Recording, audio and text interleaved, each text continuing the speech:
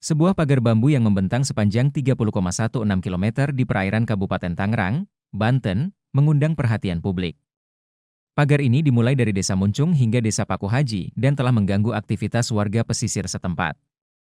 Kehadiran pagar laut ini semakin mencuri perhatian setelah munculnya informasi bahwa pagar tersebut menghalangi jalur nelayan untuk melaut.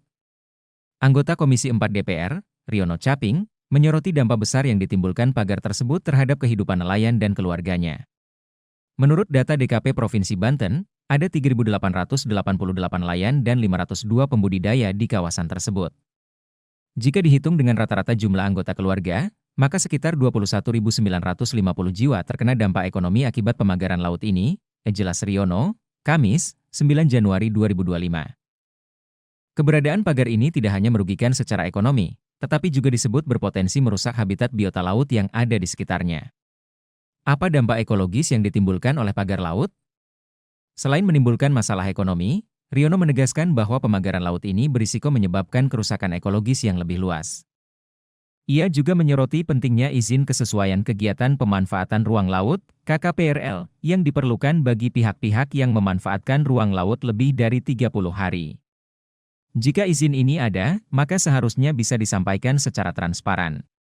Tetapi jika tidak ada, maka hal itu merupakan pelanggaran serius yang harus diusut tuntas. Hingga kini, tujuan dari pembangunan pagar bambu yang membentang di sepanjang 30,16 km tersebut belum jelas.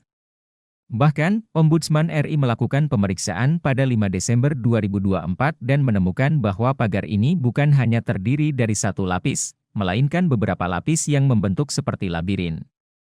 Ombudsman RI menduga adanya maladministrasi serta pencatutan proyek strategis nasional, PSN, terkait pemasangan pagar tersebut. YK Hendra Fatika, anggota Ombudsman RI menyatakan, pemasangan pagar ini dapat merugikan masyarakat luas, terutama para nelayan yang mengandalkan laut sebagai mata pencaharian mereka. Ia memperkirakan bahwa kerugian yang dialami nelayan akibat pagar ini mencapai miliaran rupiah, dengan angka kerugian mencapai lebih dari 8 miliar rupiah.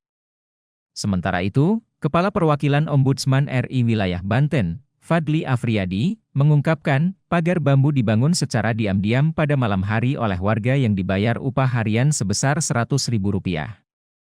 Meskipun demikian, identitas pihak yang memerintahkan pemasangan pagar ini hingga kini belum terungkap. Namun, meskipun pagar tersebut memiliki pintu yang memungkinkan perahu nelayan untuk masuk setiap 400 meter, di dalamnya terdapat lapisan pagar lain yang membuat struktur pagar seperti sebuah labirin, mempersulit akses nelayan. Sebagai respons terhadap dampak buruk yang ditimbulkan oleh keberadaan pagar bambu ini, Kementerian Kelautan dan Perikanan, KKP, RI akhirnya menyegel pagar tersebut pada Kamis, 9 Januari 2025.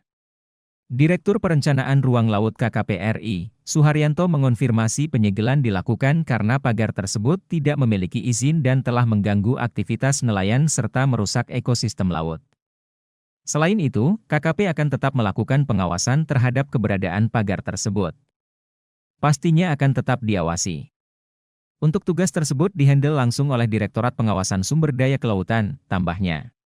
Pagar itu disebut berada di zona perikanan tangkap dan zona pengelolaan energi, yang tentunya berdampak buruk bagi ekosistem pesisir dan merugikan nelayan.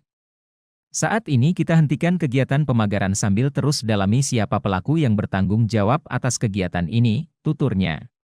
Dengan langkah penyegelan ini, diharapkan masalah yang dihadapi oleh nelayan dan masyarakat pesisir Kabupaten Tangerang dapat segera teratasi, dan hak-hak nelayan dapat terlindungi. Jangan lupa subscribe ya!